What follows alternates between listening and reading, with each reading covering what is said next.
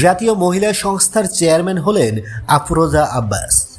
জাতীয় মহিলা সংস্থার চেয়ারম্যান হিসেবে নিয়োগ পেয়েছেন মহিলা দলের সভানেত্রী আফরোজা আব্বাস। 2 বছরের জন্য তাকে এই পদে নিয়োগ দেওয়া হয়েছে। মঙ্গলবার আফরোজা আব্বাসকে নিয়োগ দিয়ে প্রজ্ঞাপন জারি করে জনপ্রশাসন মন্ত্রণালয়। এতে বলা হয়েছে, মহিলা ও শিশু বিষয়ক মন্ত্রণালয়ের অনুরোধের পরিপ্রেক্ষিতে মিস আফরোজা আব্বাসকে জাতীয় মহিলা সংস্থা আইন 1991 ধারা 8(1) এবং ধারা 2 অনুযায়ী যোগদানের তারিখ থেকে নিম্নবর্ণিত শর্তে জাতীয় মহিলা সংস্থার চেয়ারম্যান পদে নিয়োগ দেওয়া হলো।